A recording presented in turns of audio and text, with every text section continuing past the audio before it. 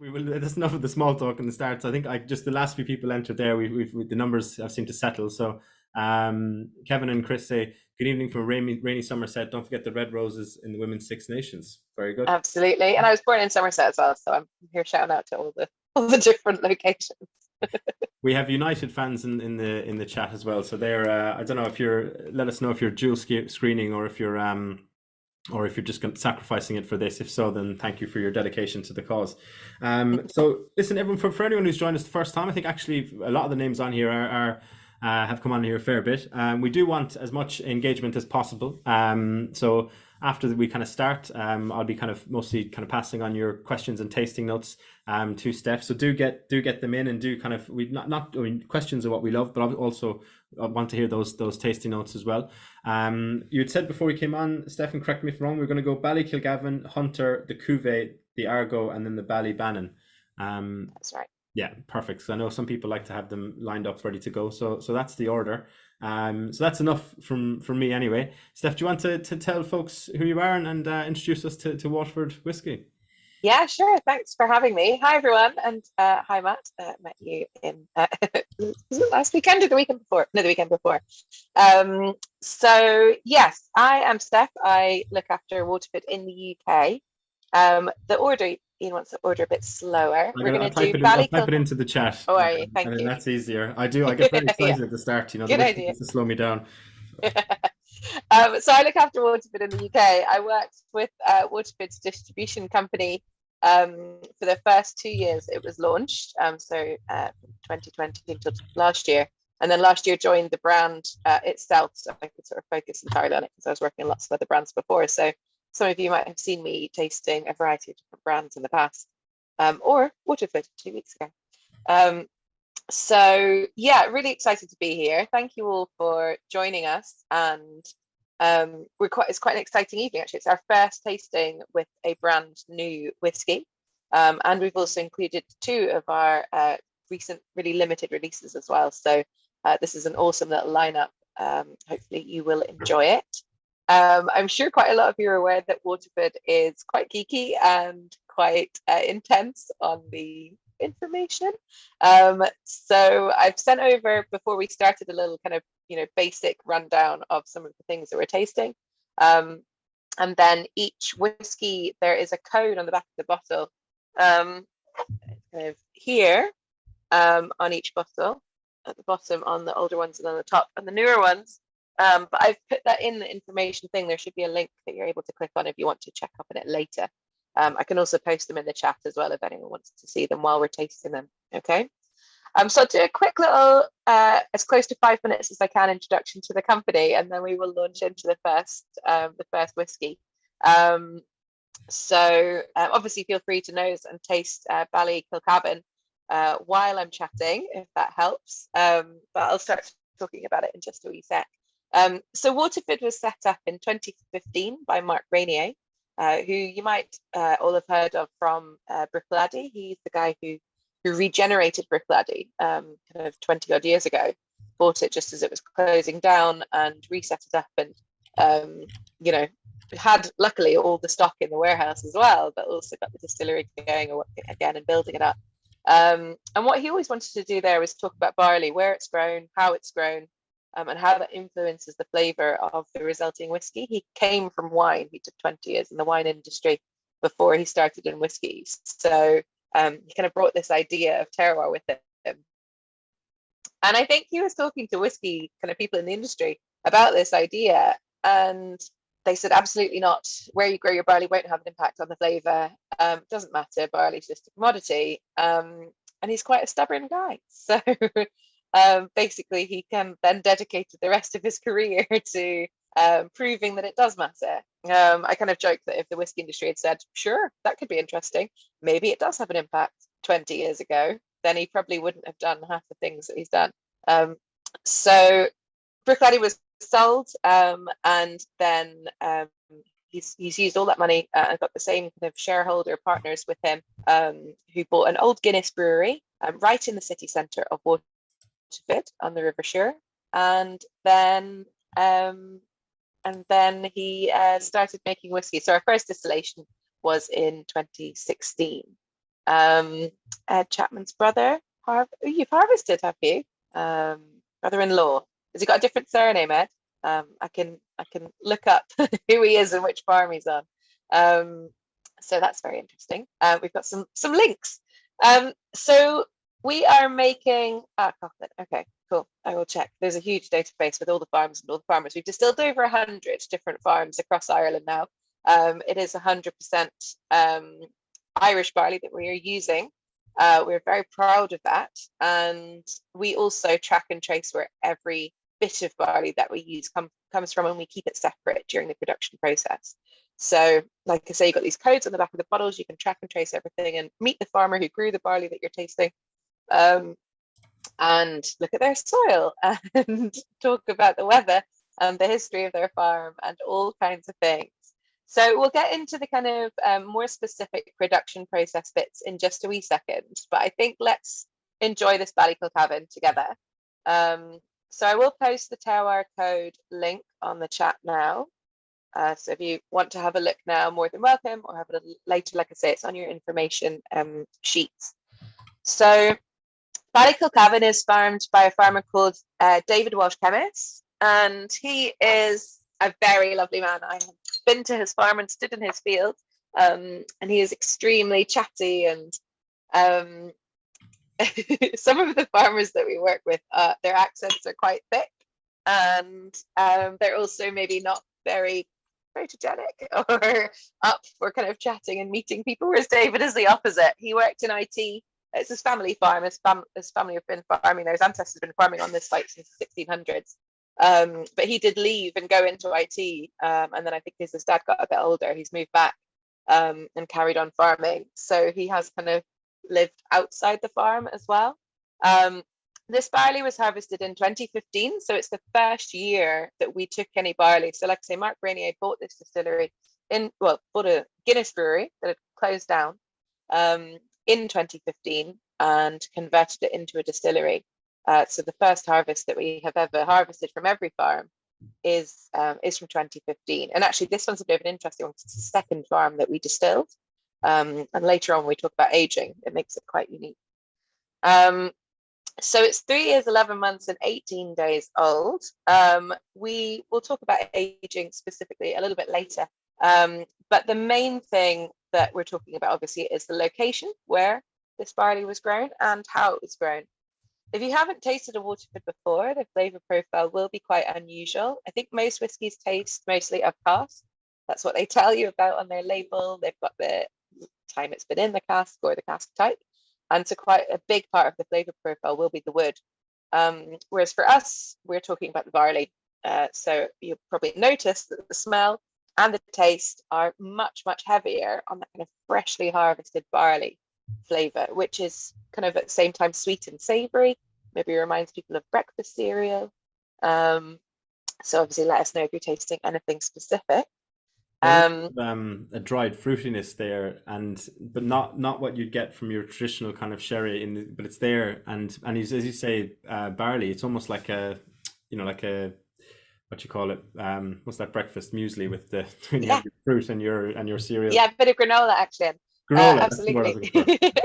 I also think with Waterford, we generally have a really appley kind of peary. So imagine a barley field next to an orchard is kind of what I'm always getting a little bit. So again, really kind of pastoral scenes kind of going on with our flavour profile. But I think texturally, if you're thinking of a delicious, not a supermarket, but a nice picked yourself kind of one, then get a bit more flavour.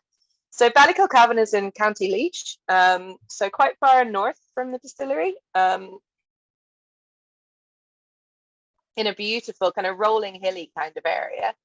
Lots of trees around, so really, really sheltered for the barley. Obviously, barley doesn't like being blown around too much. Well, I mean, it doesn't mind it, but then the farmer doesn't like it when it all lies down and he's got to harvest it. So this is kind of an absolutely ideal place to grow barley with really, really lush soil and lots of those kind of that shelter as well.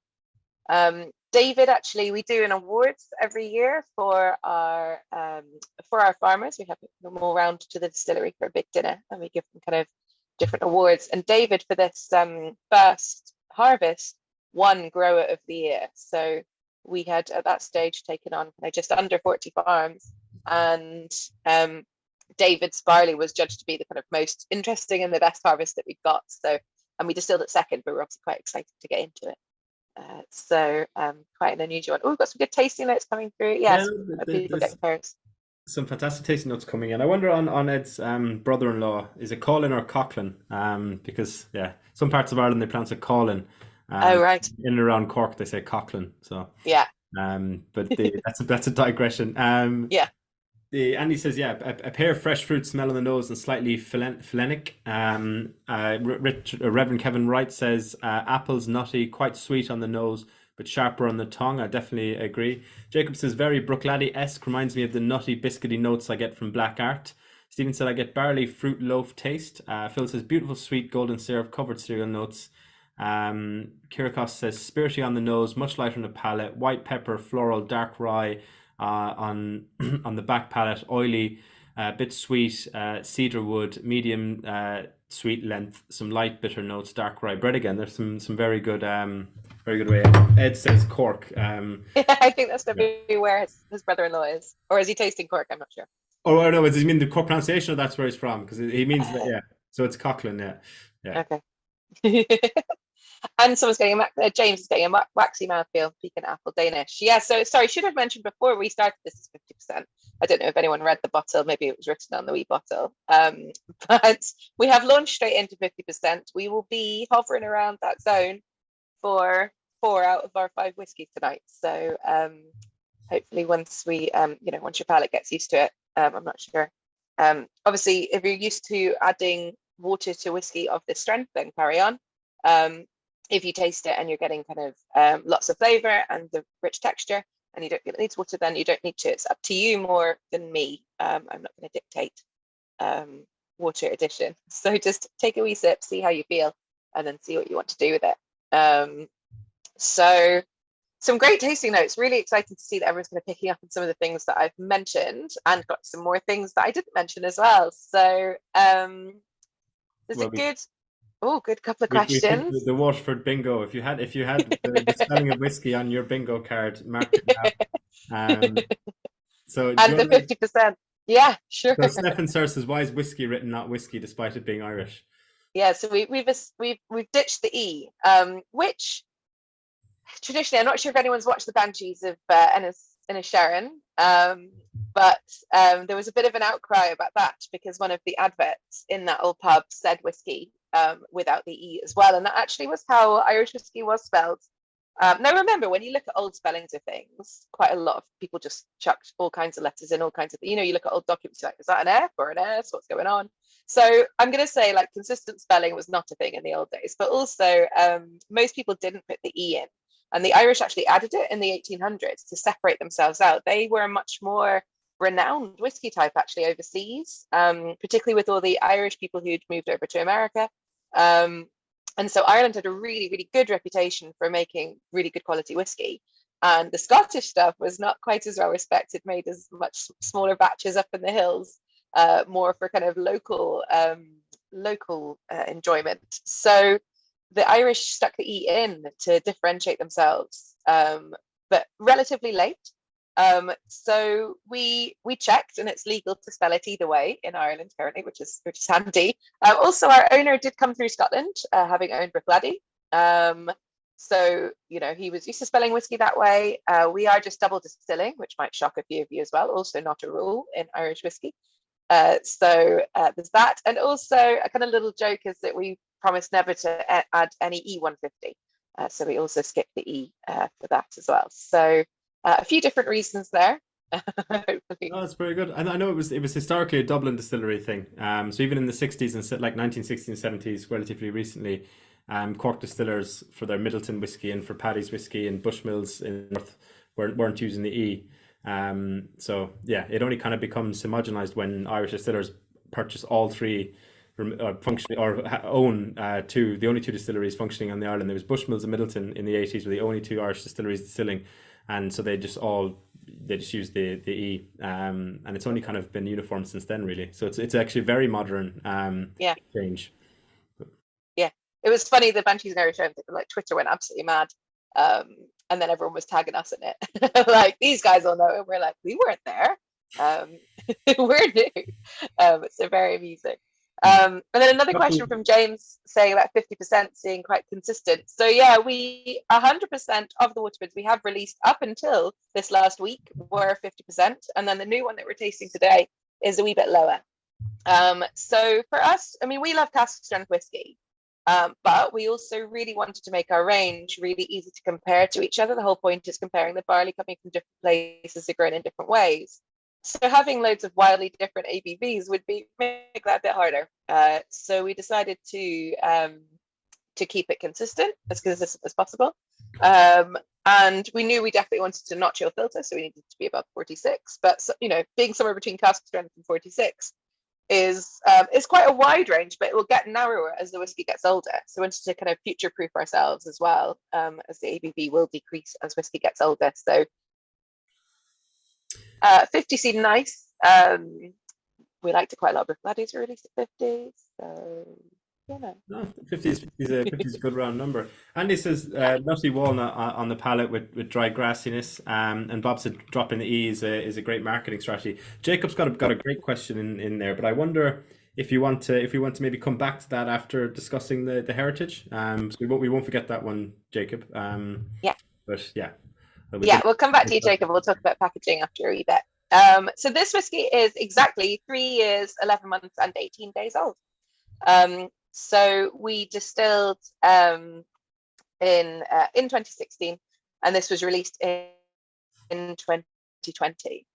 So not super old. We obviously focusing on the flavour of barley was kind of our main priority. And I know a lot of whiskies like releasing things much, much older. And you know, if they've got the stock and the time to have done that, that's wonderful for them.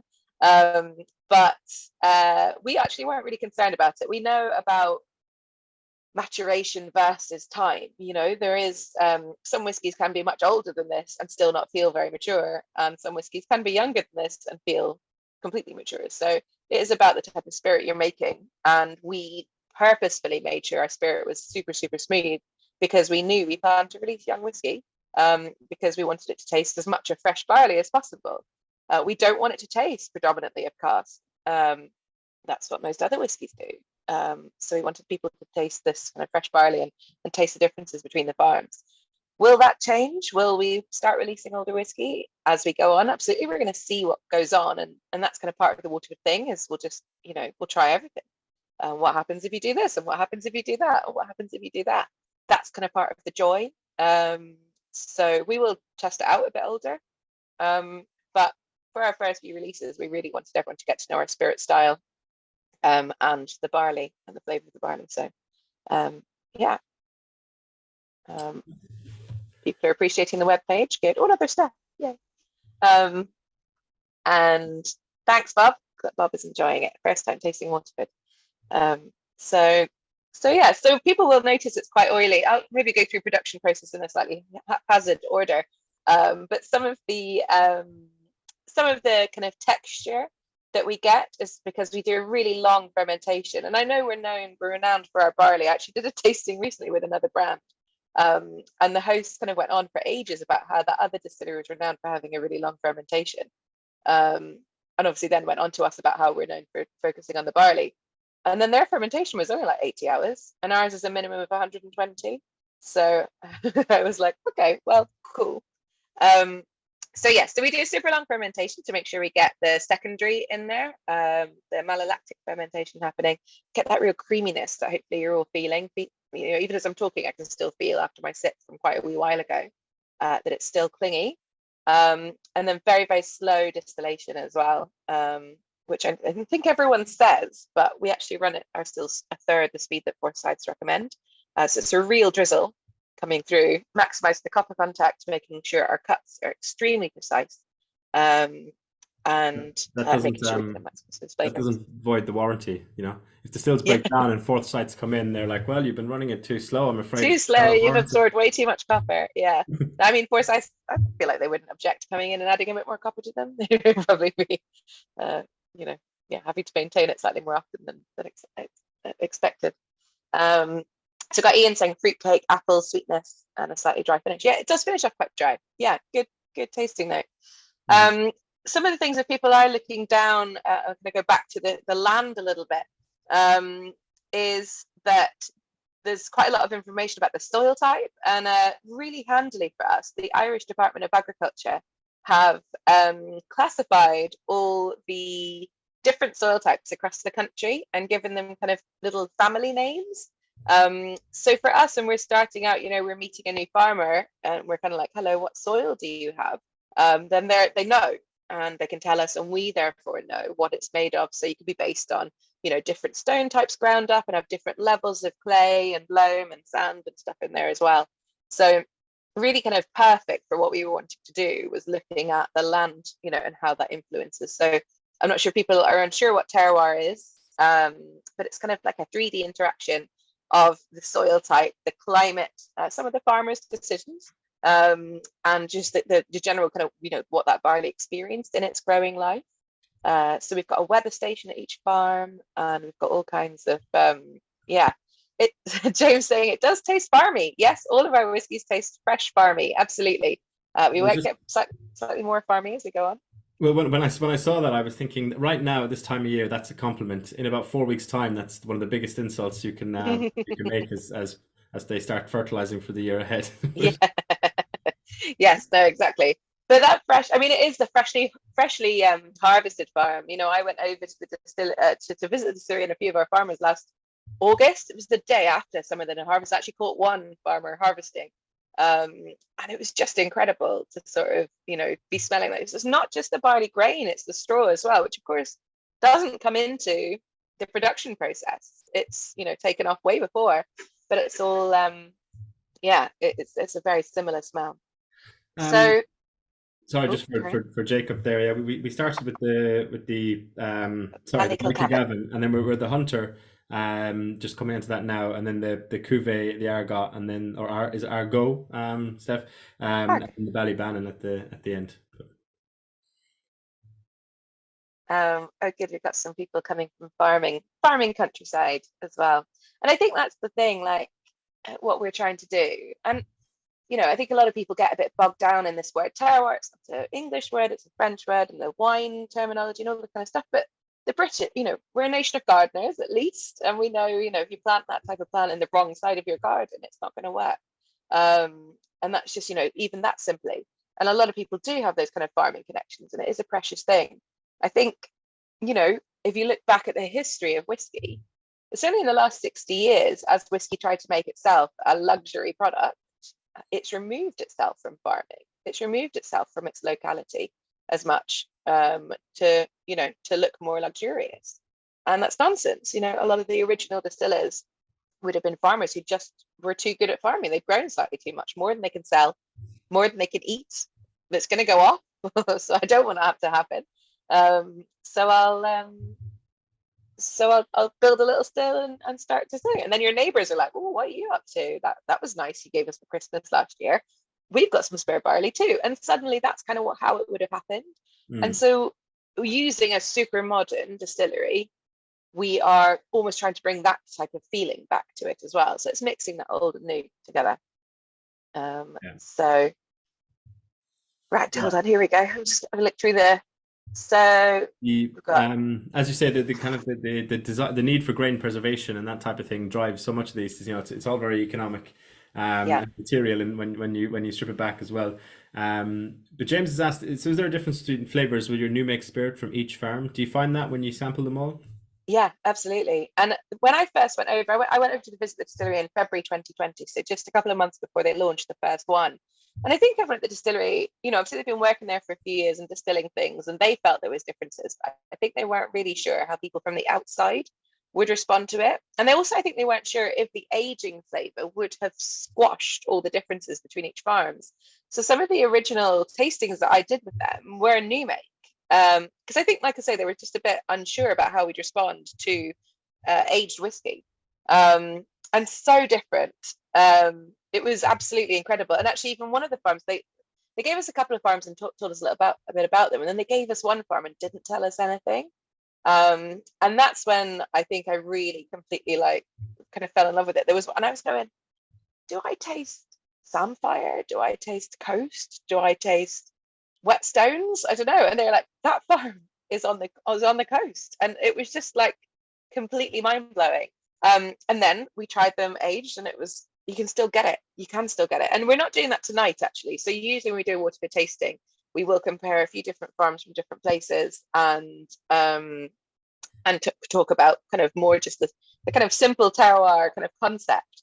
What we're doing tonight, though, is a little bit kind of level 2 or level 3 almost, because we do have some quite limited releases. So if everyone wants to move on to the Hunter now, number 2, if you haven't already, so got some tasting notes coming through already, then what we're actually going to compare is conventional farming and modern barley variety to a heritage barley variety. So this barley variety is called Hunter, and it hasn't been grown in Ireland for more than 60 years. Okay, so I'm just going to scroll down and make sure. We've got some questions about aging. I'll get back to you on the aging in just a sec. We can come on to them in a second, yeah. I will, I promise we'll get back to it. I'm trying to not give you all the production information up front. And then we do 5 shots of whiskey at the end. That would be bad. So let's have a little bit of the Hunter. And yeah, we've had some good tasting notes come through already. But like I say, the point of this, and this was something that we discovered after the first couple of years, we're distilling all these different farms. And, you know, there's quite a lot of different barley varieties in that. There'll be a few barley varieties basically, and it's kind of controlled a little bit. But basically farmers get a choice, a limited choice of which barley varieties they can grow each year from the ones that are kind of accepted to run that year. If you grow the same barley variety in the same area too much, more than kind of 3 or 4 years, you'll end up with way more pests, way more diseases, and much lower yields. So it is controlled a little bit. You couldn't just as a farmer be like, I'm going to grow this one barley variety for the next 10 years and be fine. You kind of get told not to. And so we were comparing lots of different barley varieties, as well as the location, as well as the method of farming, as well as the weather, as well as everything. And we worked with the university in America, in the University of Oregon, who basically analysed the statistical significance of a few different factors from loads and loads of different farms that we had done. So factor 1 was barley variety. How impactful is barley variety on the flavour of the whiskey? Factor 2 was vintage. How impactful is different vintages coming from the same place with the same variety? And then how impactful is soil type? Remember, I said the Irish Department of Agriculture have categorized all the different soil names.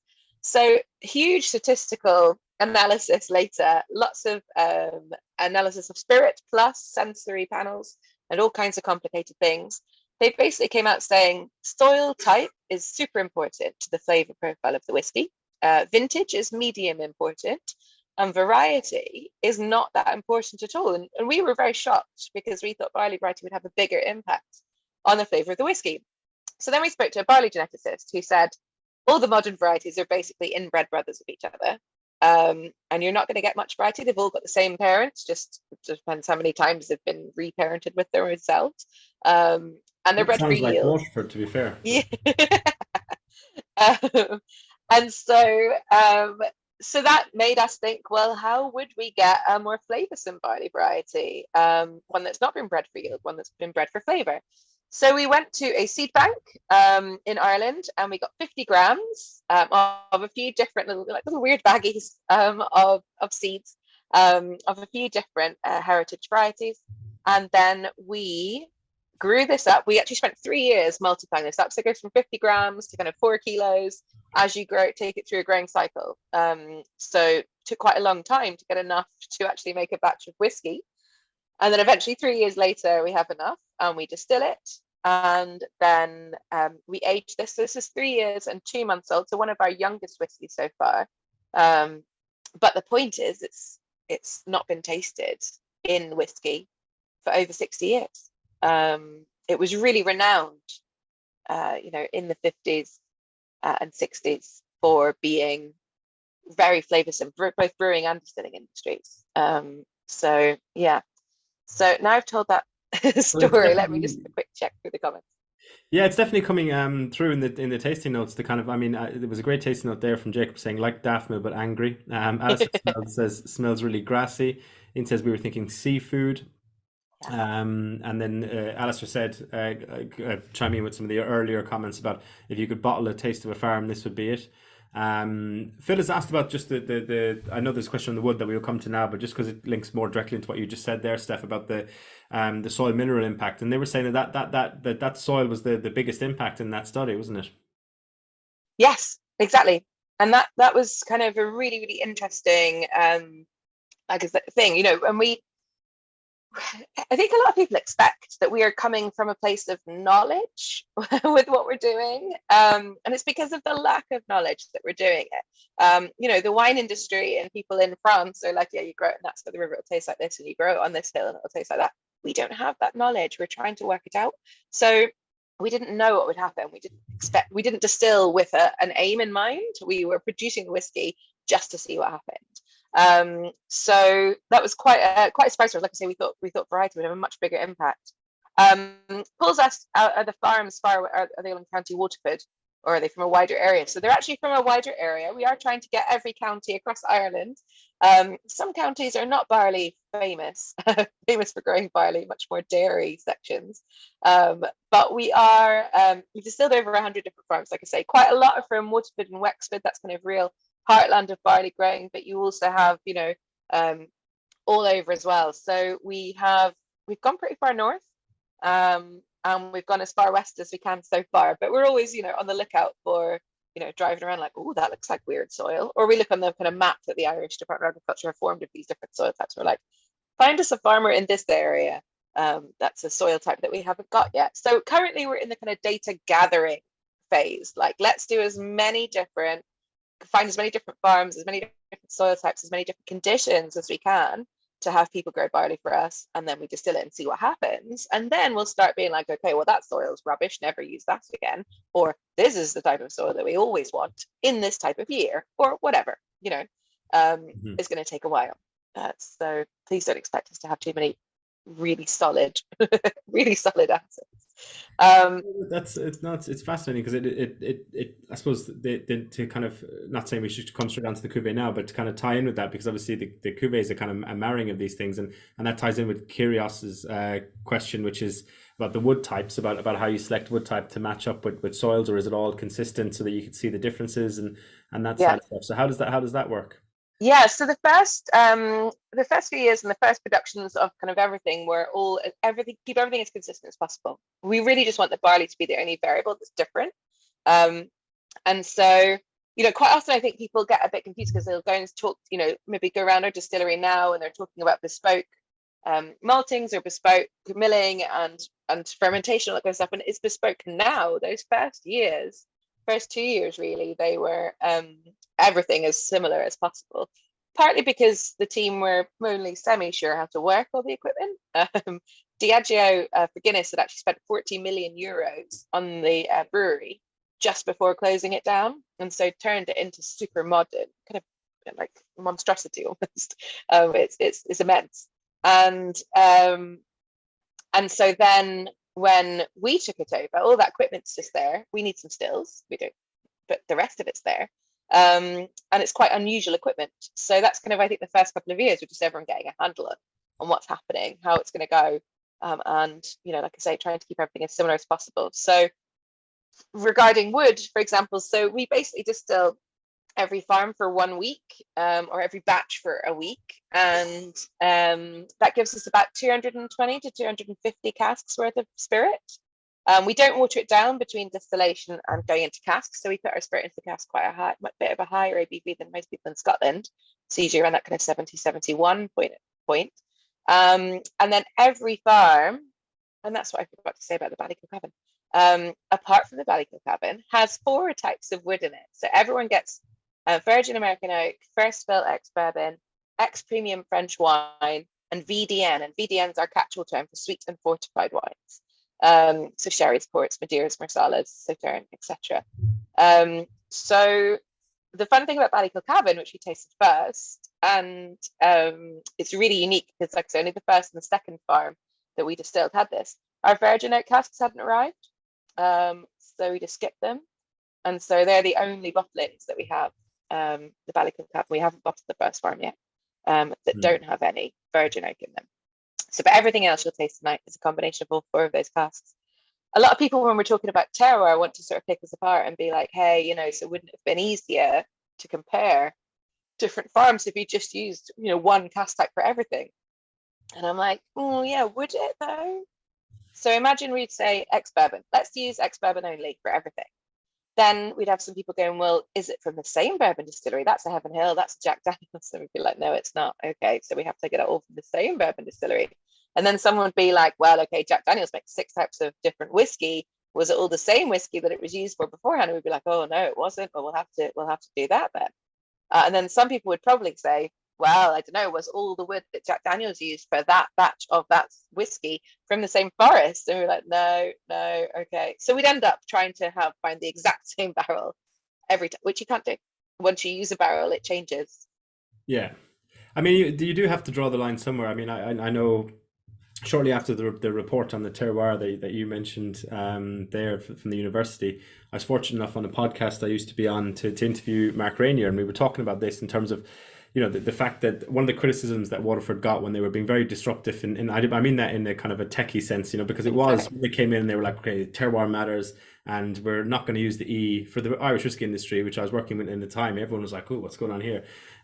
So people do push back, and one of the criticisms was that the unused cuts from the still go back through into the next cut that doesn't get, so when the next farm comes in, that's there's going to be a trace elements of the next previous one in the next one. The same with the kind of the fermentation. There's cross contamination within the distillery between farms and stuff. So you have to draw a line. And I'm not saying it's a bad thing. I'm saying, but you, as you say, if you keep trying to be pure and follow this and follow this, it there's a point when you have to stop, and just say, look, no, exactly. We can see it makes a difference in the terroir and stuff, and that it does come through. Yeah. And it just, at some point though, you have to, yeah. Well, the thing is, there's no overlap with anything apart from just that distillation. You're right, that heads and tails cut. So we've calculated the amount of liquid that it is total of spirit, kind of, the amount of ferment coming in and the amount of the heads and tails cuts, and it's 0.01% or 0.1, hold on, 0.01%, which, if anyone's palate's good enough to pick that out, then crack on. So these are WClub palate stuff, so yeah, totally. But yes, so yeah, you're right, we have to draw a line somewhere. Now the thing, I did science at university, and in science, if you can't neutralize a variable, you usually go the other way. And that's what we've done with the cask. We couldn't neutralize the cask variable by having the exact same cask in the exact same, bourbon distillery, having had the exact same bourbon in it for the exact same amount of time from the exact same forest, from the exact same tree. You can't do it, right? So we went the other way. Let's put it in loads of different cask types and see if the differences are there across all of them. And that's how you analyze things and tell again whether this is something significant. So yeah, it also means that we can make a delicious whiskey, which is kind of what we're trying to do as well. So this is why we also worked alongside the lab in Oregon. Like, that guy made spirit under lab conditions from our barley to do the scientific side of what we're talking about, so that we can focus on doing it a wee bit, doing the science a wee bit, but really focus on making a delicious whiskey that showcases what we want to talk about. So we've kind of backed it up a little bit, which was wasn't necessary, I don't know, but like it's very much that kind of like, well, here's a peer-reviewed paper that talks about it, if you want to go into that much detail, or we could just enjoy it. So yeah. And speaking of enjoying it there, I mean, we've got some great taste notes in there. Yeah. Stephanie says it's a sushi dram, which I think is a great one. Jay says really porridge-like on the palate, kind of cakey and biscuity, maybe a classic laddie vibe, but think that's psychological. I was struggling to place where I was getting here before. Now you've nailed for me, Andy, cod liver oil. I actually did do Fisherman's Friends, more so the old tablets for the back of the throat, and I don't mean that in a negative way. They remind me of my old man, Phil says getting a wee hint of cooked pineapple late in the finish. James says, I'm loving being able to geek out on these terroir pages about each whiskey. I haven't tried Waterford before this. I haven't tried Waterford before. before this, so this is the first time, and I asked Luke a while ago about a Waterford tasting. James was a Waterford crusader in terms of getting a tasting on. He was, in Oh, fairness. thanks. Excellent. In terms of info, I'm loving these pages, and then add into the info you're giving to us, Steph. It seems like a scientific whiskey and an experimental whiskey, but also great flavour, some whiskey at the same time. Sorry, just a sidebar there, but we appreciate that sidebar. Jason, super herbaceous as well, but very easy drinking. I could easily get through half a bottle of this. Ed says very much agree on the Moorish. And then maybe just before we come on to the cuvee, and then after the cuvee, we can come on to Jay's question earlier about the bottle cap. Is Mark, or is the distillery sourcing casks from similar to Bruichladdich? Do you use the similar kind of connections that you'd have there? And because Yeah. they know they use a lot of XJD, he says. Yeah, the bourbon sort of side of things, everyone uses the same bunch of companies effectively. There's kind of brokers, and JD is one of the biggest cask suppliers, because they are one of the few companies that makes their own cask, and obviously the volume is just incredible. There's a kind of little tale in the whiskey underworld, is that Jack Daniel's covers all of its costs of production from the sale of their casks. So if you buy a bottle of Jack Daniel's, that is 100% your profit, is what I heard. I'm not saying it's true. It's just a thing that people in the whiskey industry talk about, because their casks are everywhere. We use a lot of Heaven Hill, get a lot from Seagram's, there's Diageo America, so there's a few different places. And again, if you kind of scroll through these things, the thing that Mark was really renowned for, I think, at Bruichladdich particularly, was the wine casks. And that came from his background in wine. And we do seem to use a lot more than most distilleries traditionally did, or currently still, if they use them as a finish or a weird thing, whereas we use them absolutely every farm gets really, really fancy wine casks, no matter what they're up to. So what we do is we steam clean them when they arrive. It's all about the quality of the wood. So it's the French wood, French oak that has been used, but treated properly, and the cask quality is absolutely outstanding. So if you're into your wine and sometimes scrolling through these terroir code pages, I find it quite fun. I'm not, I know a few wines. Not super kind of sommelier level, but sometimes you're reading, you're like, oh yeah, I've heard of Lafite Rothschild, or I've heard of Margaux, or I've heard of this. You're like, wow, that's some really good wine. So yeah, there's a lot of interesting ones there, and we tell you exactly where each cask came from, and how much liquid it got when it was filled, everything. So kind of super transparency there. Mm-hmm. Just to finish up on the Hunter, I think I've noticed quite a few really interesting tasting notes, and linking to wine. There's actually, because this barley flavor is so fresh and is so unusual and so intense, because the grain itself grows, it's a nightmare to grow. It grows 3 times as tall as normal barley, so it's an absolute disaster for the farmer trying to harvest it. It lies down. Then when it gets to distillery, our head brewer Neil is like, these grains are small and really hard. What am I going to do? So milling them is just a nightmare. And he actually thought, we had spent 3 years multiplying this farm up, you remember, to get it from the 50 grams up to enough to distill. And he actually thought twice during the kind of mashing and the milling and mashing process that he was going to have to chuck it all out, because it just wasn't happening. And he was like, oh, this is an absolute disaster. So it is a real difficult one to use, and the yield from the farmer is lower, the yield from the distillery is lower, but we're doing it for flavor, and that's kind of what we're hunting for. We want to know how the terroir impacts everything, but we also want to find the most intense flavor of barley that we can get in a whiskey. And so this kind of does that. The other, sorry, someone just reminded me about the link to Hunter. Well done. Sorry. And the other thing that we find quite a lot with the Hunter is actually when sommeliers and people who are super into wine taste it, they've never tasted a whiskey like it, which I think most people sort of say it's really, really, right on the edge of the flavor profile that you'd expect from a whiskey. But a lot of people, particularly if they know their wine, are kind of, saying this is really, like a wine from Alsace, or like a Riesling, or like something like that. It's got that kind of minerality to it, that crispness to it, that coastal note that some people are getting, or those seafoody kind of flavors. It is crisp, and kind of zingy, and there's lots happening that, again, I think are really unusual flavors of whiskey. Yeah, no, I can definitely see that kind of that Alsace and even some of the maybe some Austrians or German wines. Like, yeah, no, 100%. That's a really good shout. No, brilliant, and it's for everyone who's wondering. It's £92 on the site, and the other one I believe was 72. But obviously at the end of this tasting, we'll be giving out a 15% discount code for that, so you can yeah. So 72. So yeah, so you get 50% off that price. And at the moment, all the bottles, 70, if you purchase a 70 cl bottle on the website, you get a nosing glass as well with it. So you get a discount and your nosing glass as well. Worth it, Steph, don't you think? It's a bargain. I Yeah, mean, you'd be mad not to.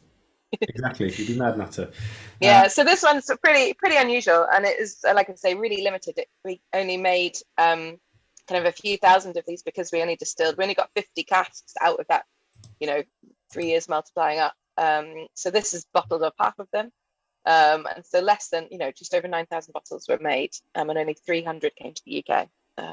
So it's pretty special, but it's the first in a series of our heritage barley. So we did get another 4 or 5 barley varieties from the seed bank, which we're in the process of multiplying up, where they have been harvested, and we're kind of in the process of distilling. So we're hoping to have another kind of heritage in the next couple of years, but this was our first one. So really, really exciting, really interesting. no, it is interesting. So we come on to the cuvee.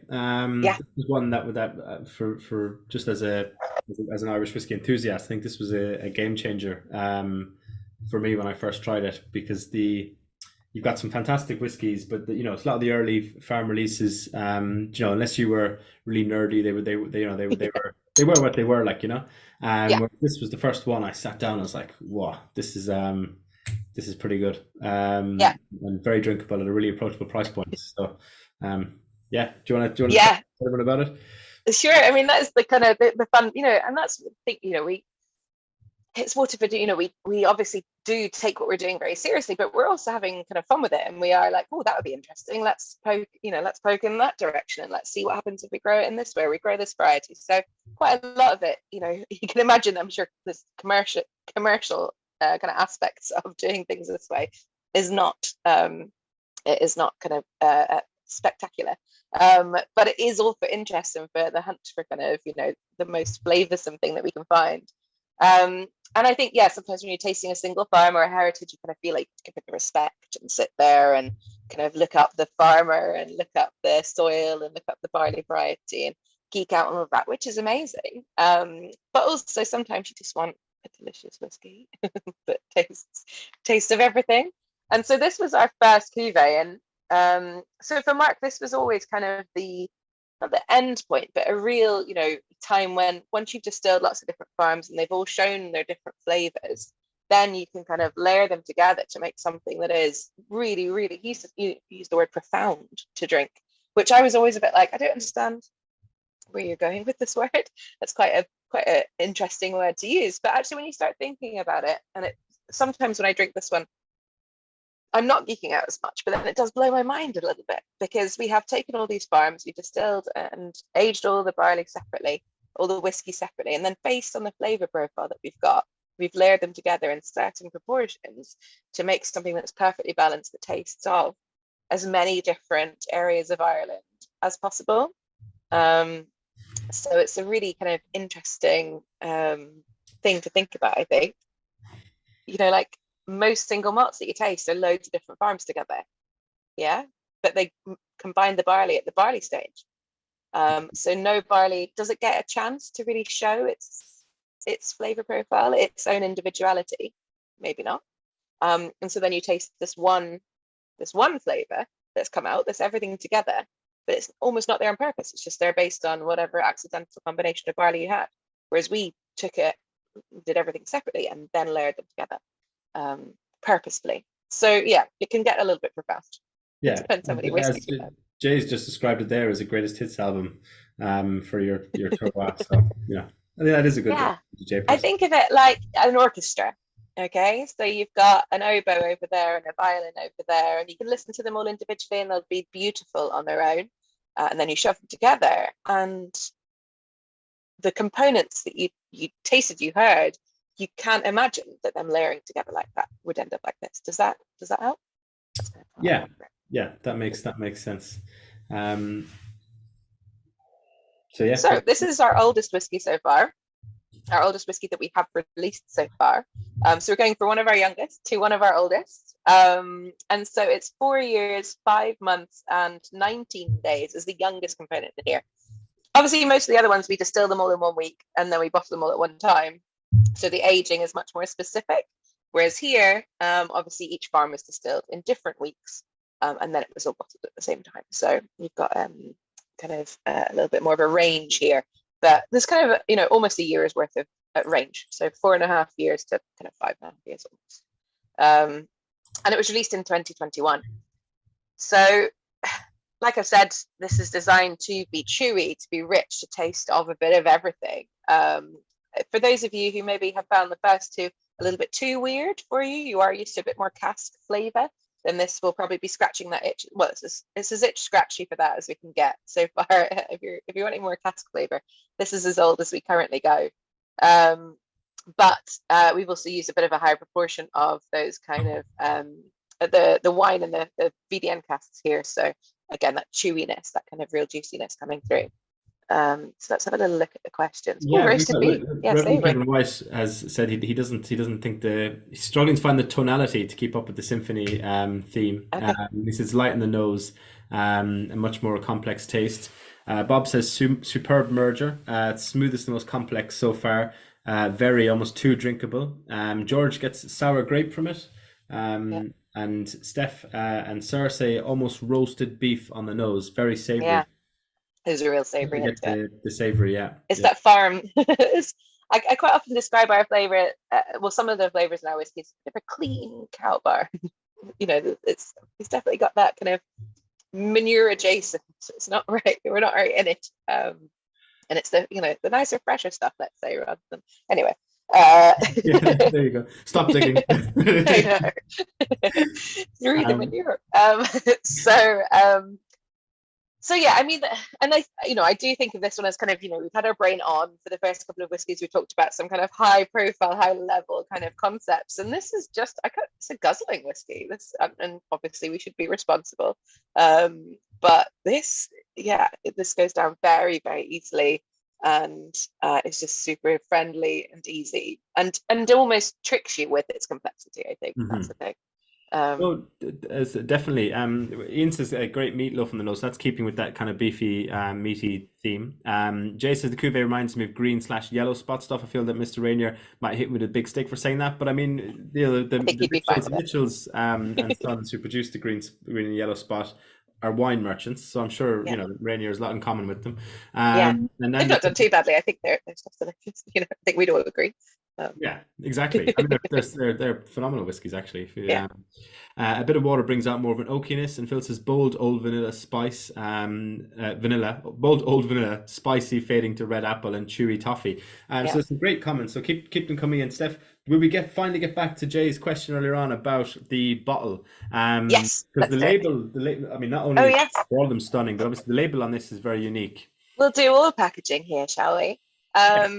So the bottles are blue, as people will probably have noticed, or you can. I'm not sure the lighting makes the blueness stand out. What can we do? They are a very dark blue, and that is Waterford County colour. So it is when.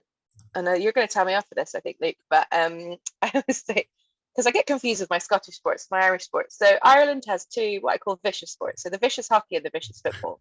Hurling is the vicious hockey, because we call it shinty in Scotland. Shinty in Scotland, yeah, and then football. And then you have Gaelic football, right? Yeah. The vicious football and the vicious hockey is as far as.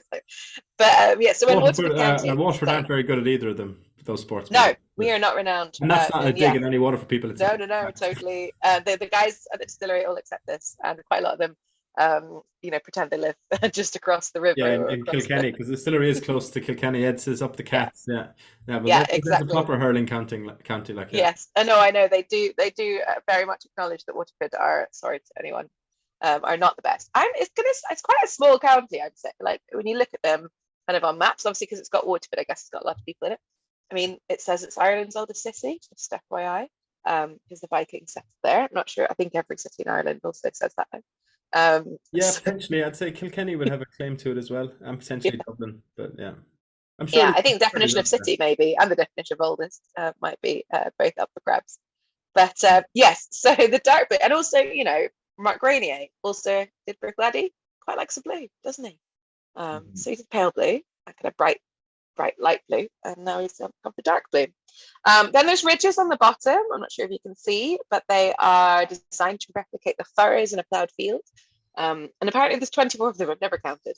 But that is because kind of when we started chatting to the farmers and get to know the farmers, the main thing that they all say is a 24-hour day job. And so it just never stops. The tops are glass and they're called Vinolux. They are Swedish, and they're used in super fancy wines. And they are designed to make sure there's no cork taint, no plastic taint, no metal taint, and obviously they're completely recyclable as well.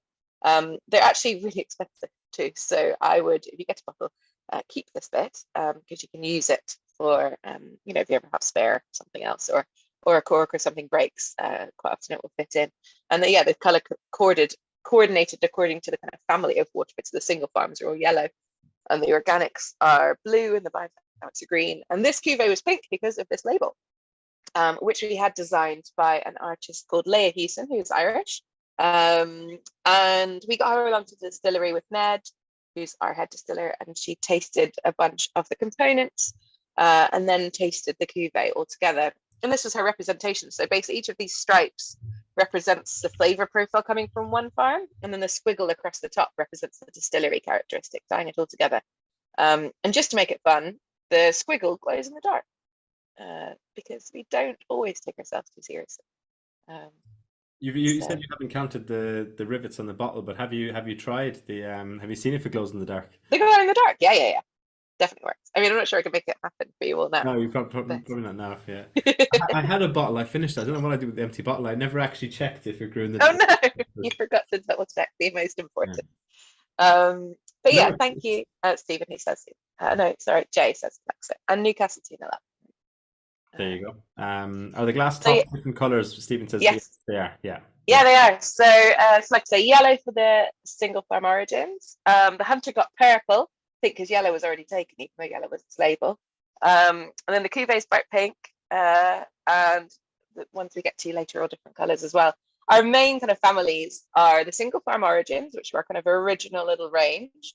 And then there's the kind of what we call the Arcadian series. So these are organic or biodynamic, or the hunter or the peated kind of all fit into this kind of the old ways, and a big overarching term of the old ways of doing things, whether that's farming or malting your barley, or the barley variety.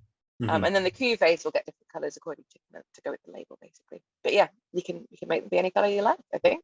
Yeah, and Um, you can build your own Waterford collection with 15% off tonight, folks. So and it's £68 this cuvee. So I think for what the dram is, and the story behind it and everything is I think very good value.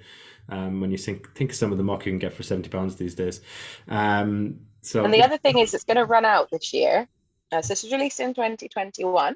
But as with kind of wine cuvées, they change a little bit faster. But it is, we're going to run out of it the second half of this year, most likely. So it was our first ever cuvee, so quite a good one to have as well.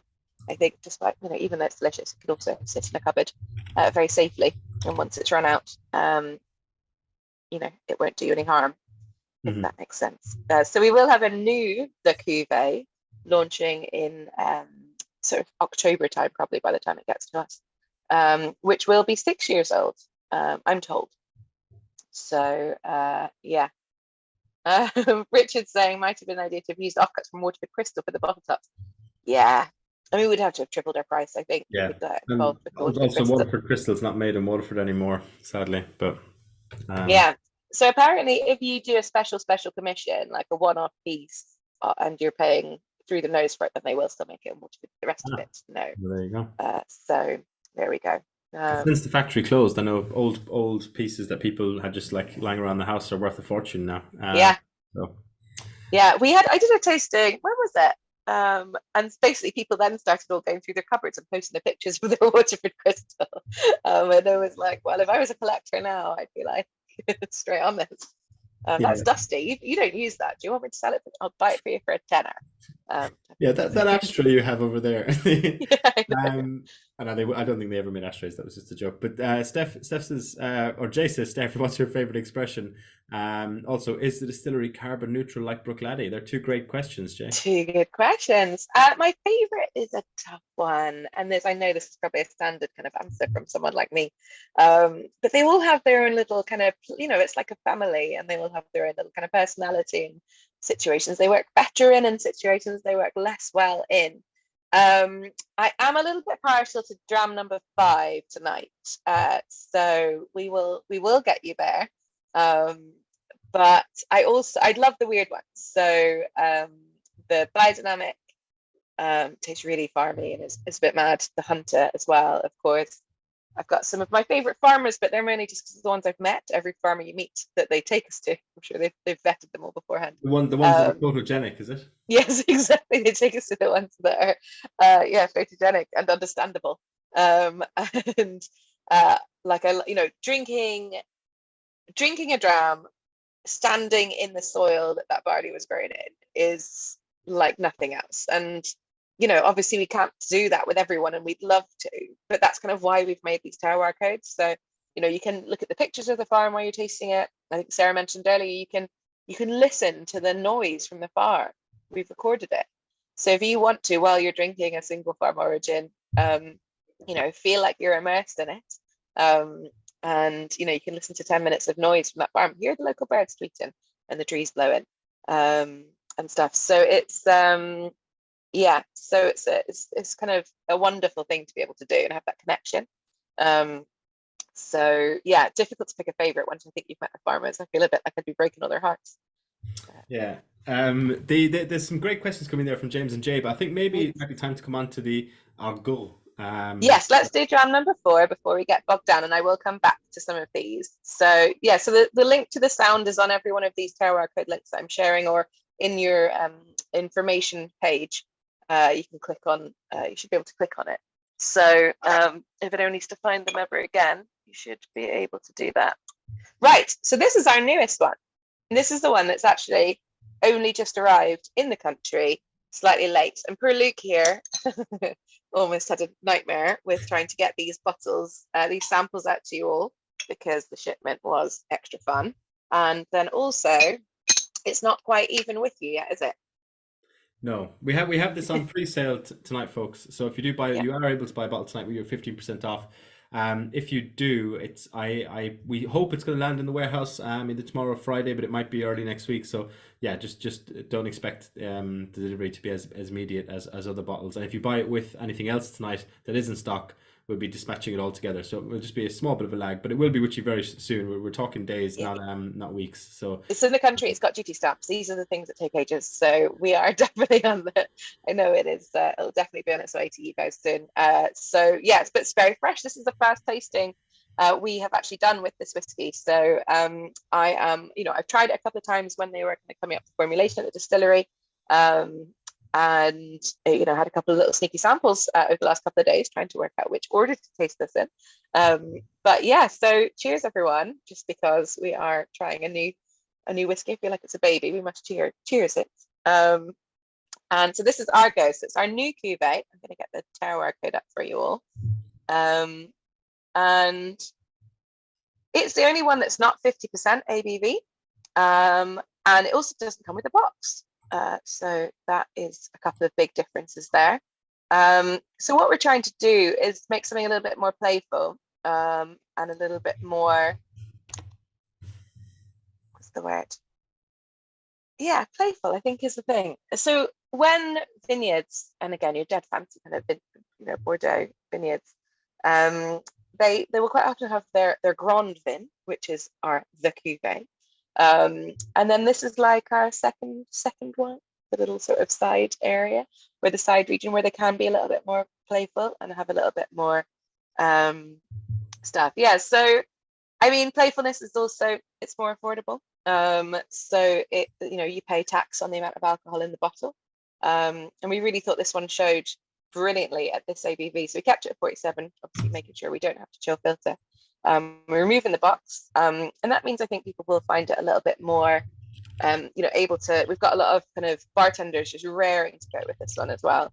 Can't wait to get their hands on it. So yeah, good question. Someone's saying, Jay's saying, what does Argo mean? So it's kind of like an amalgamation, kind of like a language. Yeah, like lots of different things together, effectively. So yeah, jargon, good, perfect. So yeah, it just means it's a kind of cool way of talking. I always think of it like I used to be a bartender, run bars, and we'd have like little codes for when certain things were happening, and it's kind of a little bit like that. Or if you go to the Caribbean, and you're like, what? Hold on. I should understand what you're saying. I can definitely hear some English words, but quite a lot of those words are not what I'm expecting. So yeah, we've got a nice dictionary definition there. Thank you. Yeah, the language used by a particular type of group of people, often more or less secret vocabulary and idiom peculiar to a particular group. So it's like, in speak. Yes. So that's the thing. It is, yes, we're calling it our wild child. So it's got 15 different farms in it, so a few less than the cuvee. But it is, 14 farms. But 2 of them are peated as well. So we didn't put any peated farms into the main cuvee, and that was all just the single farms that we have distilled so far without peat, and all the things from that first year of distillation, really. Whereas this has got a bit more of a mixture of years, and it's also got that little peaty element to it. So we're going down in ABV, but obviously we're adding the peatiness too as well. So I'm going to try and get through a few of these quicker questions. So Jay asked if the distillery is carbon neutral, like Bruichladdich. We are not carbon neutral. I think Bruichladdich is also just B Corp, I think, which is a whole like different test. I don't think it's quite carbon neutral, unless they've done that separately. We are, there's a thing in Ireland called Origin Green, which we have, which is a certificate from the government. We have looked into the B Corp thing, and we are kind of partway through applying for it. I think the more we read about it, the more. So basically, you could be B Corp and not be very good for the environment at all. But if you did really good social stuff or really good recycling stuff, but your distilling was hideous to the environment, you'd still get enough points to pass. So we were a bit like, oh, that's not quite what we expected. But anyway, we'll probably do it anyway. We are, we're all about kind of, we do a lot, obviously, work with regenerative agriculture, so the organic and the biodynamic growing. We calculated last year that even though it's only kind of a third to a quarter of what we do, because of the volume of spirit that we distill in a year, because our distillery is quite big, we're actually the world's biggest producer of organic whiskey, which is quite surprising. Obviously, there are other whiskey distilleries who only produce 100% organic whiskey, but they're teeny tiny and make such little volumes. So we are, interestingly, way bigger than them. But yeah, we're still working on, there's a lot that we could do with kind of energy sources and stuff. We have been looking into trying to, be as eco-friendly as possible. And we are, like I say, with the Irish government and the Irish Department of Agriculture, got a few of these certificates. They're all in Ireland, but definitely can't claim to be carbon neutral. So don't want to greenwash anything. They love giving out both certificates and grants, the Irish government, especially to farmers. That's their main concern. Yeah. There's lots of different little kind of groupings that we can apply for and be in or not be in and all that kind of stuff. But it is, it's all for the kind of good of people trying to understand. Jay asked it, and so hold on. James asked if things change with biodynamic. Yeah, we're gonna have to do different tasting. So one day we'll do a tasting comparing conventionally grown to organically grown to biodynamically grown, and that is a fun tasting as well. But tonight we wanted the new limited things, and we're trying to, even though the whiskies will be different, but we're trying to always have an organic on the kind of books and always have biodynamic on the books. So we will be able to do that tasting another time, James. But yeah, quite a bit of difference. Very, very interesting. And then Jay asked, can we do the tour? Is there a tour? Yes, absolutely. You can go onto our website and email them, and you can book a tour. We only just started it because when we first opened, we launched our first whiskey in April 2020, which I'm sure you can imagine was a dreadful, awful time to launch a whiskey and try and talk about really geeky things. And so we had a bit of a struggle, and I think the distillery was quite often, all the guys at the distillery were just very used to having the gates closed and head down and just getting on with their work. And then we realized that the world had opened up and we were a bit behind. So yes, so you can now go in and book tours. I was actually invited to the launch of the distillery, where you're supposed to be getting a bottling called a pilgrimage that was exclusive to people who attended. Now I managed to get my hands on one anyway, but the whole thing was shut down with COVID, and I've never been to the distillery, but I was going to go, and at that launch of the visitor centre, the first whiskey. So I mean, that's a hilarious thing. The first release was called Pilgrimage because you had to make the pilgrimage to the distillery, and then no one could, so we had to send them anyway. So it's an absolute nightmare. But it was literally like meant to be 2 weeks after the first lockdown in Ireland, so it was right on that cusp. It's the worst, literally the worst time. So yeah, never mind. I think that never happened. We were talking about doing another one not another one because we never did the first one, but trying to actually just do a party this year. But I'm not sure whether we've actually got very far with it. So yeah, do go and visit. Waterford's a beautiful area. Waterford's a beautiful area, and a lot of people do skip it. A lot of people go straight from Dublin over to Cork, and you've missed that whole bottom right corner. You go straight from Dublin to Kerry. Let's not beat around the bush here, Steph. Yeah, you do. You also do that. There's only one. The tourist capital of Ireland is Killarney. Well, yeah. I mean, when I did Dublin, Cork, and then up, which was a wonderful tour. But yes, don't miss that bottom right corner. It's absolutely stunning. And quite often you end up in places and you'd be like, hey, I've heard of this name, and you're like, it's a farm that makes the whiskey. So yeah, absolutely gorgeous. Dylan's in Kilkenny, I have been there. It is a good bar. I have a good pal who works in that bar actually, Chris Hennessy. Oh, yeah? Cocktail guy. He's worth following on Instagram. He's really, really good. Big into his whiskey as well, obviously, working in Dylan's. So yeah. Stephen says he doesn't really like peat, but this is pleasant. Yes, so it is only to the Ballybannon properly. So no, we've not done it. No, I think he's still talking about the Argo. So that's why we're easing you in gently, Stephen. I'm afraid you're probably not going to like the next one. But it's this one is just if you're not into peat, but you're just ready for a little wisp, then this is good. So let me just give you some of the key facts about this one for those of you who aren't on the terroir code. This is our youngest whiskey so far as of now.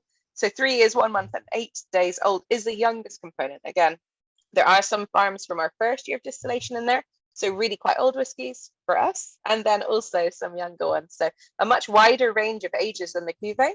And again, that's giving you a lot more vibrancy, a lot more of the fresh barley, and also a good amount of the kind of the oak as well. So really interesting. You can sort of scroll through all the different farms that we've used. But yeah, hopefully people are finding that bit of peat in there quite balanced.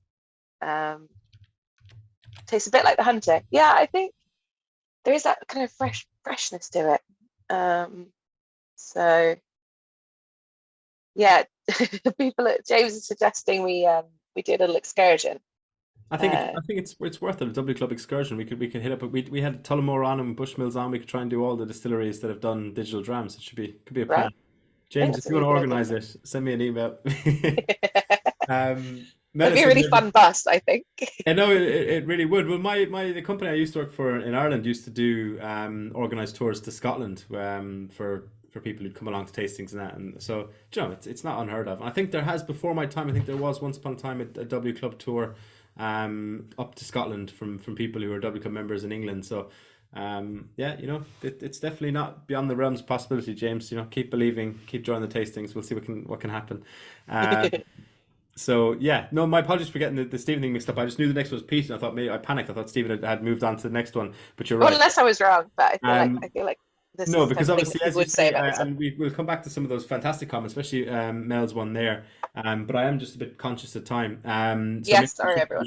We should come on to the Ballybannon, which obviously is a peated whiskey, which is where my confusion came from.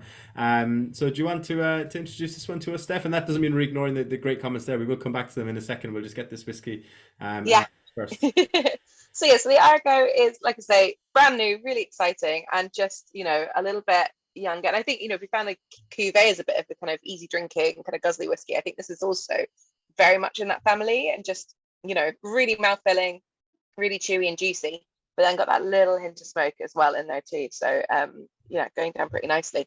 And going down in ABV, actually it doesn't lose its complexity, which, when you do a tasting lineup, quite often you're like trying to gently increase in complexity and texture, and it's quite hard to do when you go up and down in ABV and add peat in and stuff. So yes, dram number 5. Now, Stephen, I know you're not a peat lover, but this one is the first time we have been doing some peat. So a lot of people think that Scottish whiskey is peated and Irish whiskey is unpeated, and that is a rule. And obviously, I'm sure quite a lot of you know that those are not the rules. Obviously, there are lots of delicious Scottish whiskies that are unpeated, and there are a few Irish whiskies that are peated. I actually saw a wonderful podcaster, Barry Chalmers. He does a podcast for us. Yeah, American chap. Yeah, no, great. Yeah. Well, Irish, American, yeah, but I think he's based in. He's based in America. Yeah, I saw him at the World Whiskey Awards last week. Actually, he was. He's a great chap. Yeah. He did a little thing on Twitter today where he tried to add up all the different SKUs of Irish whiskey that are peated, not from peated casks, but using peated grain, and it was a wonderful list. There was more than like 50 on it. It's very exciting. Anyway, the vast majority, or until we did it, whiskies that were Irish and peated, the distilleries had got the barley from Scottish malt houses, because no Irish malt house will peat barley for a variety of reasons. Mostly Heineken, but yeah. So they just do the easiest thing, which is the same as what the Japanese distilleries do, and the Taiwanese distilleries do, and the Indian distilleries do, and quite a lot of other distilleries around the world don't really want, or maltings don't want to get into the peating game. So they'll just buy the peated malt from Scotland, and that's fine. But you're using Scottish peat. That's also fine. Well, there's a lot of delicious whiskies made with that. But if we're making something that's as Irish as possible, then let's use Irish peat. So that's what we did. So the farm is the single farm origin. So all the barley came from one farm in Carlow, so-called Ballybannon. And then we got the peat from about 20 kilometers away. So just north, 20 kilometers, kind of northish, just across the border in, I'm going to say the wrong county now. Irish county's next up. I want to say Kilkenny, but no, I'm not sure. No, not Kilkenny. It's the next one north. Anyway, so we got the peat from as close as possible, and part of the reason for that is, again, thinking back to the old days, thinking back to this little farming man who in a shed has built a still or two because he keeps growing too much barley, and his neighbours have started coming to him and being like, "Hey, will you use my spare barley too, and give us some kind of flagons?" Where would he get his peat from? He's not going to ship it from miles away from maybe better peat area. He's going to get it, where can his horse and cart get to in a day and get back, ideally in the same day. And so that's kind of what we're doing here, getting the peat from the closest bog that we could find to where the barley was grown. And so that's what's happened in this whiskey. So we then did have to ship the whole lot to Scotland to get malted, because, like I say, no matter which maltings you speak to in Ireland, there's a few independent Irish distilleries who are doing peat malting who place to do their own in-house malting, but you're right, the big 3 malting companies won't deal with peated whiskey or peat because they're worried about it contaminating and other things. We asked about 7 different people. We approached a few of the small people, and they were all like, no. But yes, it's still kind of waiting to find a list of the ones actually using Irish peat. Actually, sorry, Steph, for the digression, but it's just such a coincidence, because this morning I was reading this fantastic article by Fionnán O'Connor, who I have a book by him over there on the shelf. He wrote this history of Irish whiskey. He's a fascinating Irish whiskey historian, and he was just saying basically up until the 1920s, pretty much all Irish whiskey was peated. Most Scottish was as well. Now, as you say, even though people associate, especially if you're not into Scottish whiskey in Ireland, people think Irish whiskey tastes like Jameson and Bushmills, and Scottish whiskey tastes like peat. They don't even know that it's a tiny percentage of Scottish whiskey that's peated. But up until the 1920s, everything was peated because it's the local fuel source. It's what you can get your hands on. Just makes sense, So it's amazing that up until the 1980s, Connemara came out, I think, 94, and that up in between like the 1950s and then there was literally no Irish peated whiskies in the market. So within the Exactly. space of 70, 60 years, you go from a majority, almost every whiskey being peated, to literally no peated whiskies that are Irish, and none now that source their barley from within Ireland. It's crazy. Yeah. We spoke to that guy a few times actually as well. And really, really interesting. Quite a lot of interesting historical articles. Because apparently, what was happening as well, particularly once quite a lot of the distilleries closed down, is people sort of saw in Ireland, that people sort of saw the stuff that was bottled, the stuff that was exported, the stuff that was unpeated. That was kind of Irish whiskey for other people, for Hmm. the American market or for whoever. But the stuff that you and your friends drank would most likely have come from an illicit distiller and be peated. Yeah. Um, and so people thought in Ireland of their whiskey for them being peated and the whiskey for others being unpeated. So it's a really, really interesting kind of, bit of diversity in there about what people thought of and what people were experiencing depending on where you lived and what And you had access it's to. actually interesting in the context of what we were talking about all tonight in terms of terroir and because obviously these massive flavor, like you can tell from every whiskey we tried tonight the flavor difference between this and all the rest, and that's coming from the peat. No matter how much we might talk about terroir and everything, the difference is coming there. And the what Fanon does a lot of work on is historic mash bills. So the use of different grains and different types of grain within distilleries and the ratio in, which is where a lot of Irish whiskey is going now in terms of pot still styles. They're opening up the GI for pot still so that you can Yeah, use much a bit broader. more. Yeah, Yeah, yeah, use more unmalted barley, so totally unmalted barley, and then using oats and rye and different things there, which gives you like huge texture differences, massive differences, makes it much spicier and everything. Um, do you think that obviously Waterford's focus on terroir and grain, I think everyone on the call tonight would agree is really fascinating. Do you think that having them all single malt, do you think that mash bill play, which does have a huge impact on flavor, is that something you'd ever do? Now, I don't want to say never. So I was doing a tasting recently with Mark Rainier, our founder, and he, well, no, I had a private conversation with him, and I was chatting about, would you, have you compared this to Scottish barley, or have you compared this to English barley or French barley? Or so I was like, absolutely not that. And then I just heard last week they shipped over some French barley, and I'm like, okay. So let's not put any finite decisions on it. Currently, we are single malt only. I actually think, there's quite a few different, we are playing with everything you can do with barley, and there's loads of things. We're not just looking at where it's grown. In the future, we'll be able to compare vintage from the same farm. We're also comparing barley variety. We're going to look at whether it's young, whether it's old, whether you can still taste the terroir as the aging, the influence of the cask increases.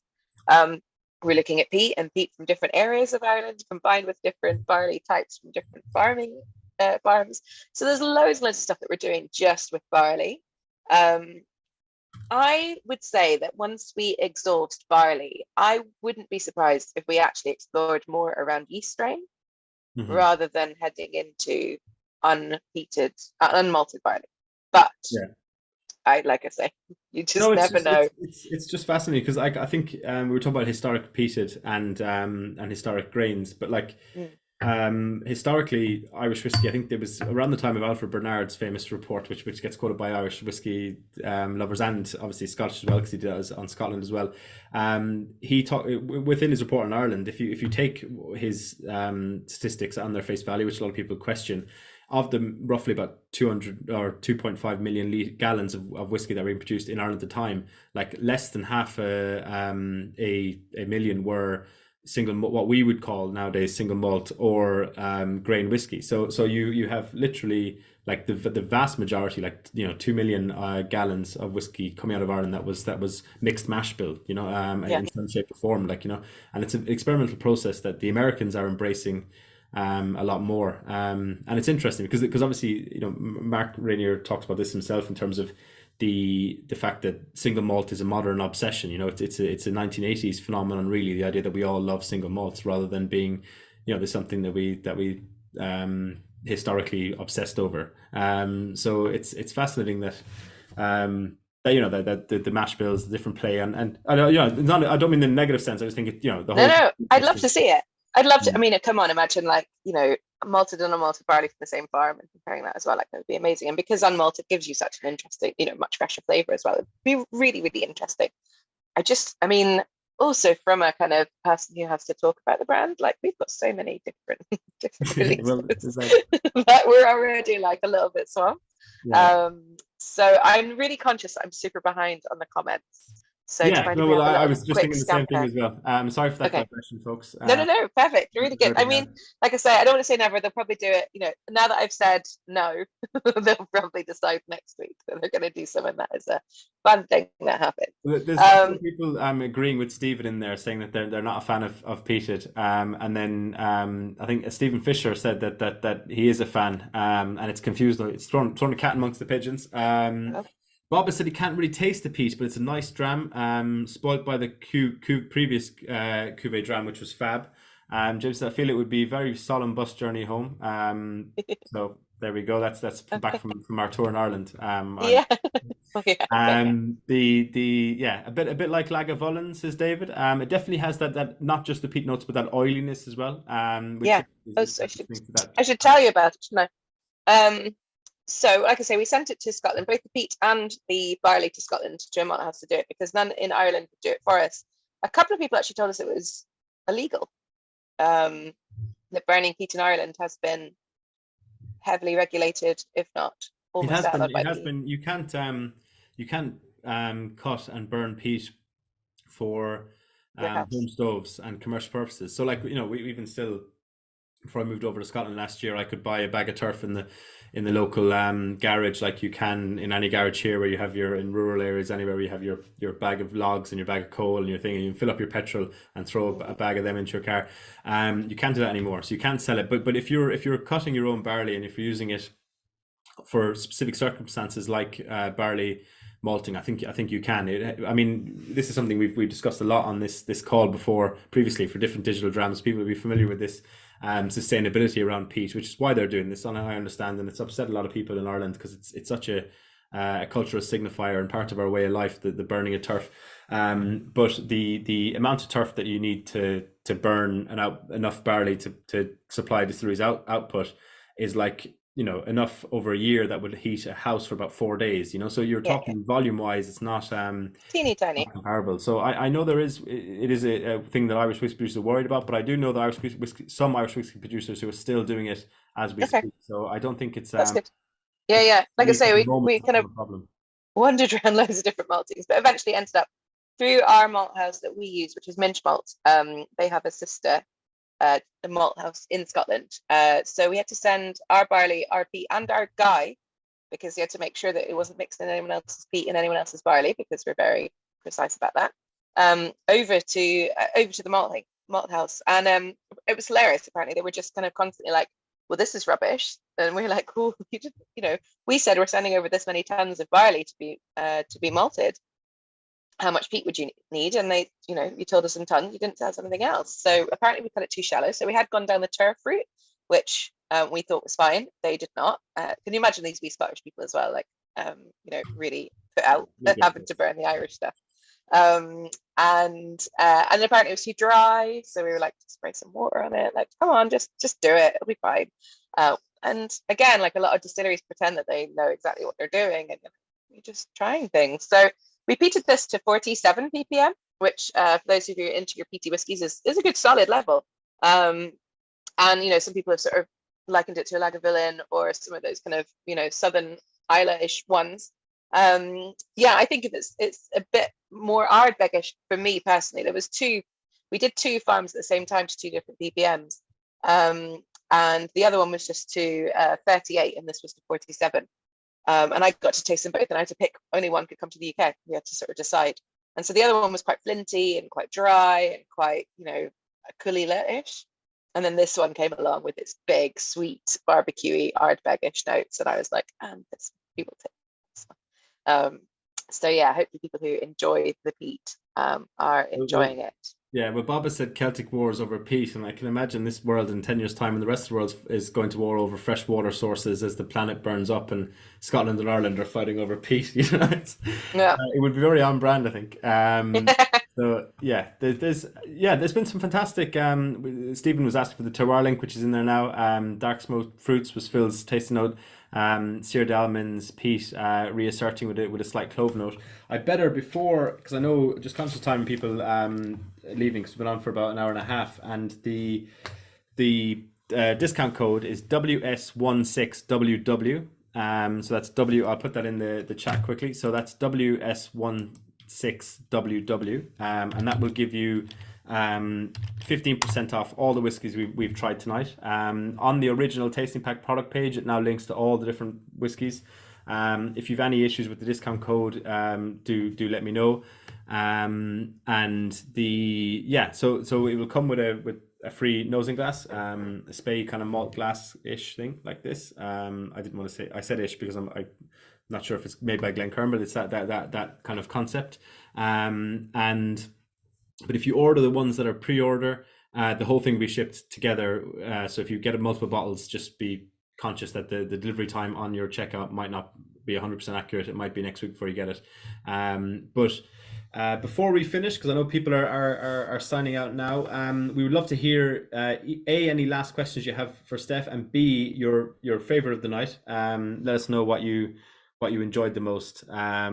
And I'm happy to hang around a bit longer and answer some questions. If anyone's got any burning heat questions that they really want to ask, then I'll hang around for a wee bit. So obviously rush off if you need to, but if not, then perfect. Yeah, no, 100%, Steph. I'm the same. I'm not in no rush to finish in that regard, but I'm just conscious that people might have been no. And thank you for coming, for anyone who's leaving. 100%. And for anyone who's watching this in the recording, thank you for watching us. James asked about the discount or the nosing glass for any Waterford, any 70cl Waterford on the website. It comes with a nosing glass. This actually is nothing to do with the tasting tonight. It's an offer we've ran for a while, so it's I'm just plugging it as we're here. So any Waterford. That's just the glass, but the discount's only these ones, right? The right? Discount is on the discount. 15% discount. Sorry, is for these is for the ones we tried tonight. But the nosing glass comes with all the Waterford that's on the website. So thanks for clarifying that, Steph. Yeah. No worries. Someone's saying it's not as peaty as they expected, or maybe doesn't taste too much like an Islay. And there's a really interesting thing. So when you distill a peaty whiskey, quite a lot of distilleries will run on into tails for quite a long time and get a lot more of this heavier phenols come through, and a lot more of this kind of heavy, bitter, ashy notes. We actually didn't change our cuts. So we wanted to still taste the barley and for it to still taste like a Waterford and feel like a Waterford. And hopefully you can kind of get the family resemblance between this one and the unpeated ones. And so we still kept our cuts really, really precise. And so therefore I think that's again why it reminds me of an Ardbeg a wee bit, just because they've got that purifier on the still as well. So they do get that slightly softer peat, even though it's super heavy, if that makes sense. It's really chewy up at the front of the palate. And then just sort of gently, you can still taste the barley and the other stuff going on. So that's kind of what I think is happening there. Feel free to disagree. This is part of the joy. No, that's interesting. And yeah, in terms of people coming in, the cuvee has got a few winners in there. Yeah. Steve likes peat. He's gone for the Ballykilgavin. It's Ballybannon. Yeah. I think we did Bally at the beginning and Bally at the end. Sorry, everyone. Well, that's a good way of remembering it. Yeah. So it's interesting because the Hunter, one person has said that the Hunter was their favorite. A couple of people said the Cuvée and then the Hunter, and then some people said they couldn't. One person there, I've lost the comment in front of me, would said they couldn't even finish the Hunter. So I think that's brilliant in the sense that that Alistair. I mean, it's all subjective, but we love a tasting where there's not a clear 100%. The fourth whiskey, 50th whiskey was by far the best. The rest were all right. So the fact that there's a few different answers is great. I personally, I prefer the Argo probably out of them all. But maybe that's because I hadn't tried it before and I tried the Cuvée. Maybe if I wasn't familiar with the Cuvée, it would have been the other way around. But all great tastings. Before we actually, if you want to look at a few of the comments, Steph, because Hecky said there's an issue with the tasting or the discount code. I'm going to try that. I'm going to just check that on my end. So someone asked earlier why Mark. Just before, sorry, Steph. Before that is Hecky. You do have to be logged in for it to work. You don't have to be W Club member because this was the singles and tasting we have was W Club exclusive. This wasn't, but you do have to be logged in. So just check if you're logged in first. And anyway, sorry. That's right. Someone asked earlier if Mark set up in Ireland for a specific reason. Why didn't he go to France? Because of all his connections with wine. Sorry, I can't remember who you were. It's miles back. But basically, his distillery manager at Bruichladdich, Duncan McGilvray, obviously Bruichladdich was trying to go, Islay only barley, Scotland only barley, but they did have to take some from other places. Scotland doesn't grow enough barley to cover all the distilleries, and Islay, the farming land there, is not great. So, mixed. So definitely not enough barley there. So his distillery manager, Duncan McGilvray, once sort of just a little throwaway comment, but it's like, you can really tell when the malted barley comes from Ireland. That southeast of Ireland grows the best barley that we get. And that comment always stuck in Mark's mind. And so once Bruichladdich was sold, and he knew he still had, felt like he had massive unfinished business and hadn't really ever done what he wanted to do with terroir and really demonstrating what he'd been talking about all this time. He went straight to the southeast of Ireland. Like, let's meet some of the barley growers. Let's have a little look around. And like I say, this Guinness brewery had been done up and then closed down. So just sitting there waiting. And obviously there's a few other lovely distilleries now across Ireland that are in ex-Guinness breweries as well. So it's quite a nice wee connection. And obviously dead handy in that it's got half the equipment that you need. So hopefully that was a helpful answer to whoever asked that question. Yeah, you did. Yeah. It's interesting because you mentioned yourself, Steph, earlier on about poachine production. I think you called it poachine, but you mentioned about people distilling illicitly for their own pals. And that tradition is coming back massively in a big way. There's a fantastic poachine bar in Dublin in 1661, and there's lots of places that are making poachine, which for a period was like, we're producing our new make anyway, let's just bottle it unaged and call it poachine. But historically, obviously, poachine had different kind of mash bills and recipes and origins that were, even if it was the one ingredient like a malted barley, it was coming from a very niche area because of the nature of illicit distilling. And people have really tried to recreate that. And it's really fascinating, the type of flavors that can come from the spirit and everything. So it's in a lot of ways, as you've touched on yourself, that Waterford are carrying on that tradition in terms of your farm origin, and peat is part of that kind of evolution as well. I mean, we actually read last year that the malt house we've been using in Scotland has actually now closed down, or is going to close down. So maybe we'll have to revisit the doing it in Ireland kind of thing again. But I mean, it took us 2 years. This was 2 years harvest after, we started, because we really wanted to do it at the beginning, but it took us so long after. Hello, will you do it? No, okay, right, fine. Will you do it? So it just took us a few years to actually get it going. But yeah, and someone asked what whiskey I would drink if it wasn't a Waterford. Mel, hi Mel. I like a lot of things. And I've been really lucky to work with lots of incredible brands. So I used to work with Waterford's distributor I mentioned at the beginning. So we used to distribute Nika, Cavalan, Amrit, Mictors, Port Ascaig, Elements of Islay, and then took on Waterford. We got Drumshambo from Ireland and a bunch of delicious Canadians as well. So it's a bit of a toughie. If I am out and about, I will usually find something with a bit of a hint of peat to it. Nothing too crazy. But quite often, I'm not sure if anyone knows, but there's an Amrit called Amrit Fusion, which is a combination of Indian barley, which is a very different barley from European barley, and peated Scottish barley, which is kind of covers my love of peat and my love of barley. So that's quite a good one. And if we're talking about Scotland, I mean, Redbreast 12, if we're talking about Ireland, I've tried the older ones. And for me, the 12 Lustau finish, if we can, is right in there. And if we're talking about Scotland, then I would say difficult. Used to be Ardbeg Ugidal, but it's different now. So yeah, real struggle. Ardbeg Dark Cove was for a long time. That was delicious. Yeah. Actually, I mean, I'm not sure, it's probably very off topic, and sorry if people have to go, but my other half and I've just bought an uninhabitable house on Islay. And so we are now we're obviously going to do it up eventually. But the plan, we've been wondering, kind of trying the little you need a kind of guzzling whiskey while you're in Ireland. And I usually go to Ireland, buy ridiculously collectible things you can't open or things that you save for special conditions, special occasions. And then I'm like, we just need a. And there's a Bamor that's I think it's travel retail only. It's like 1 litre, and it's called like it's called Rich and something. I don't know, but it's glorious. So that one, and it's like 40 quid a litre at the distillery. So I drink quite a lot of that just now. There you go. That's it. I mean, we often 17 say on different here that accents.